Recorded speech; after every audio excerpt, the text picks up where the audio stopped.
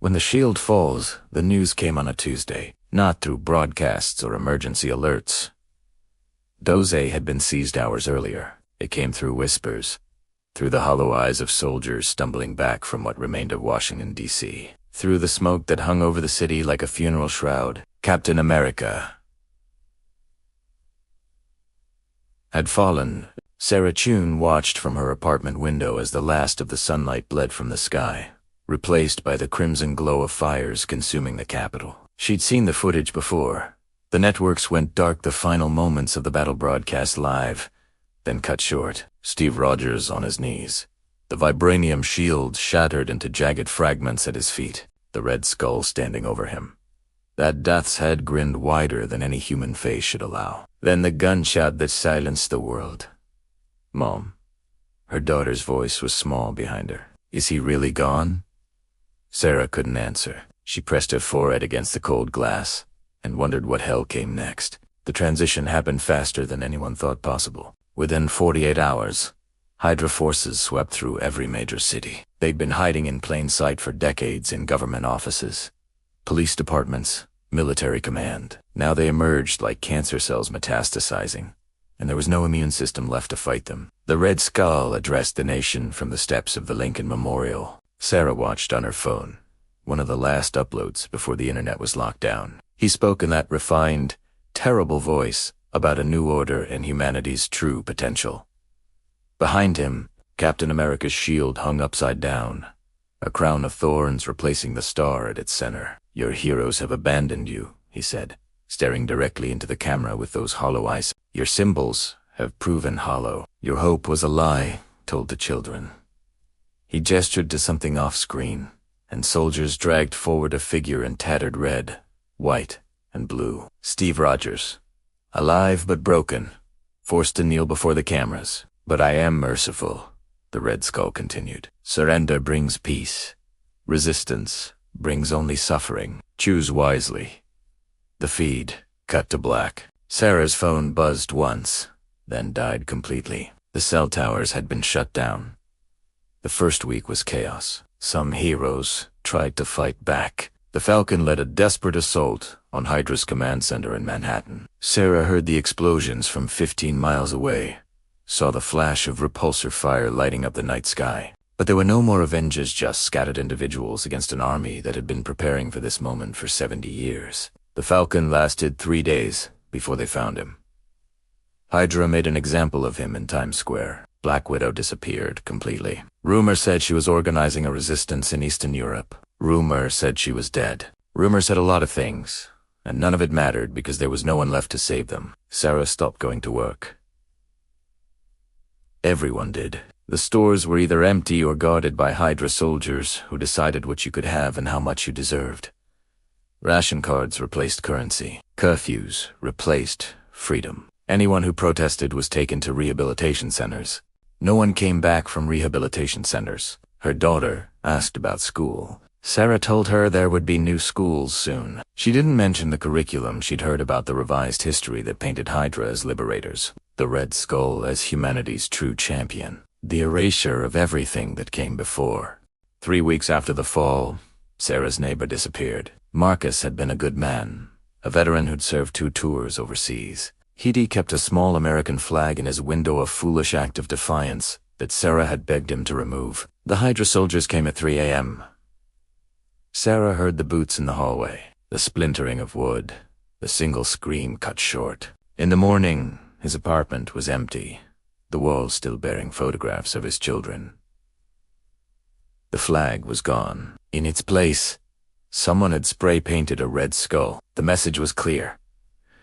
Even memory was sedition now. Sarah took down every photograph in her apartment that might be considered problematic. Her daughter's Captain America poster, her own father's military commendations, the small Statue of Liberty her mother had given her. All of it went into a trash bag, which she burned in the alley behind their building. She wept as she watched them burn, hating herself for the relief she felt. By the 2nd month, the world had learned its new shape. The resistance still existed, scattered cells operating in the shadows, executing small acts of sabotage that changed nothing. HYDRA responded with collective punishment. When someone in Brooklyn blew up a supply depot, The Red Skull had every 10th person on the block executed, chosen at random, children included. The resistance became quieter after that. More careful, more desperate. Sarah kept her head down and tried to keep her daughter safe. She stood in line for rations. She attended the mandatory unity gatherings where they forced you to chant HYDRA slogans and pledge loyalty to the new order. She said the words with all the enthusiasm of someone at gunpoint, because that's exactly what she was. At night, she would hold her daughter and tell her stories about the old world, but only in whispers, only when she was sure no one was listening.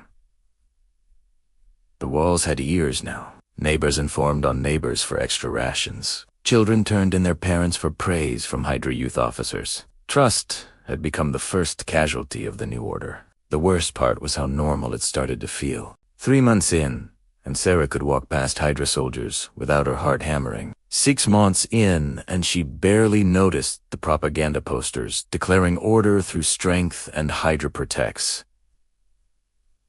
The human mind adapts to hell if you give it enough time. But some things couldn't be adapted to, like the day they came for her daughter's class, a special selection for gifted children, Te Caid Italiano, an honor to be chosen for advanced education at one of the Red Skull's academies.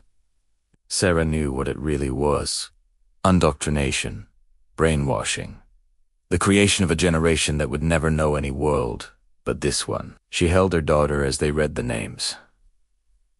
Please, she thought. Please, not her. Please not. Emma Chun. Sarah's blood turned to ice.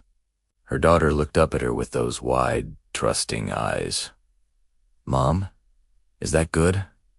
Am I special? Sarah wanted to run, wanted to grab her daughter and flee into the night, even though she knew there was nowhere to go. Every border was sealed.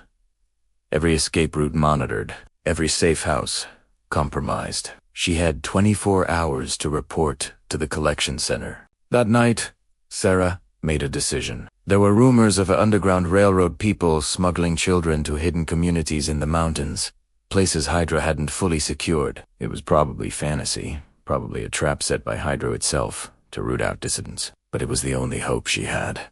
She found the contact through a friend of a friend of a friend. Each link in the chain terrified of being the one to break. The man who finally met her in a burned-out coffee shop was old, scarred, wearing an eye patch that looked disturbingly familiar. "You Nick Führer," she whispered. The man smiled without humor. "That name's dead, lady." "Call me John. You want to get your girl out?" "Yes. It's gonna cost everything you have, and there's no guarantee. We lose people every run. HYDRA's getting better at finding the roots. I don't care. She can't go to those academies. She can't become ... That, John studied her for a long moment. "Collection center tomorrow?" "Tomorrow night. Meet me at the old subway entrance on 42nd. Midnight. Bring only what you can carry. And lady..." His expression went cold. "If you're thinking about informing to save yourself, you should know we've got nothing left to lose. We'll take as many of them with us as we can." Sarah nodded. She understood.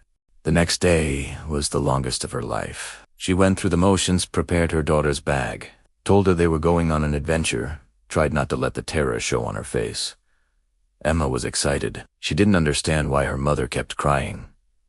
Sarah spent the afternoon memorizing her daughter's face, the way her nose crinkled when she laughed, the stubborn cowlick in her hair that never laid flat, the small scar on her chin from when she'd fallen off her bike 3 years ago, a lifetime ago, in a different world. Would she remember in 5 years? In 10? Would Emma remember what her mother looked like? Would she remember freedom at all? As the sun set, Sarah packed their bags.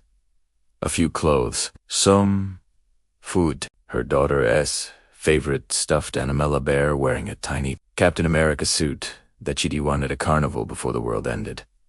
She almost left it behind. Then she tucked it deep in the bag where no one would see. The subway entrance was exactly where John said it would be. Sarah held Emma's hand as they descended into darkness, following the dim glow of John's flashlight. 6 other people were waiting too, more children, their terrified parents, an elderly man who moved with military precision despite his age. "This everyone?" John asked. A woman with a scarf covering her face nodded. The others didn't show, either scared or already arrested. John cursed. We move fast. We move quiet. The old tunnels should be clear, but HYDRA's been expanding their patrols. If I say run, you run.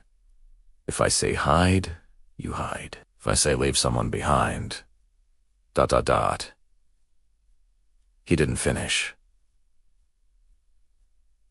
He didn't need to. They moved through the abandoned tunnels, past stations that hadn't seen trains in months, through passages that smelled of decay and desperation. Emma held tight to Sarah's hand, her small face brave but frightened. They'd been walking for an hour when they heard the sound. Boots on concrete. Voices echoing through the tunnels. The distinctive click of weapons being readied. They found us, someone whispered. John's face went grim. There's a service passage up ahead. Take it.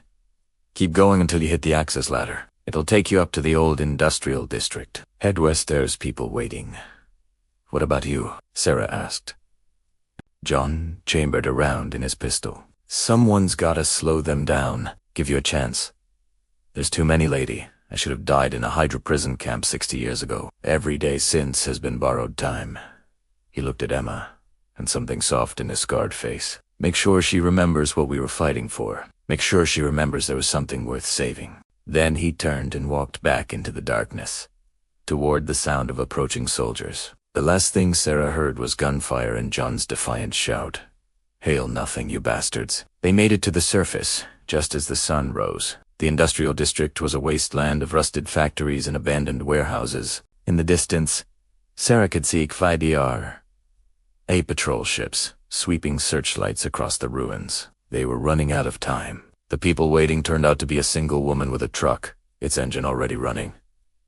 Get in the back, she snapped. We've got maybe 10 minutes before they lock down this sector.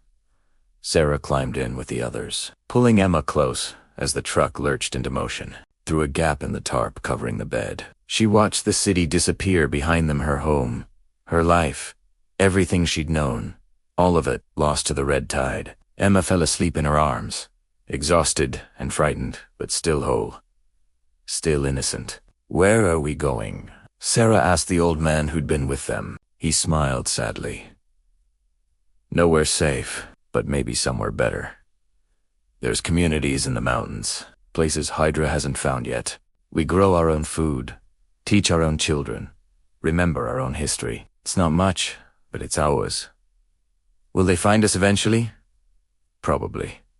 The Red Skull's building an empire. Sooner or later, there won't be anywhere to hide. He paused, looking down at the sleeping children. But maybe by then, these little ones will be old enough to fight back. Maybe they'll be the ones to finish what Captain America started. Sarah looked at her daughter and thought about the bear hidden in her bag, the one wearing a tiny uniform from a dead world. She thought about heroes who fell and villains who rose. She thought about ordinary people trying to survive in the dark. What if there are no more heroes? She whispered. The old man shrugged. Then maybe it is time for the rest of us to figure out how to be brave. Months later, in the mountain community, Sarah would teach her daughter and the other children about the world before. She would tell them about Steve Rogers, the man who stood against tyranny, even when it cost him everything. She would teach them that symbols could be destroyed, but ideas couldn't die as long as someone remembered. And sometimes, late at night, Emma would take out her bear and trace the faded star on its chest. Tell me again, Mom, she would say. Tell me about Captain America. And Sarah would tell her, not because she believed a dead hero could save them, but because she believed that the story of someone who tried mattered, because she believed that darkness was only permanent if you stopped looking for the light, because she believed that the world the Red Skull built, a world of fear and submission and silent desperation, was on the end of the story. It was just the longest, darkest chapter. And somewhere, somehow, there would be a next page.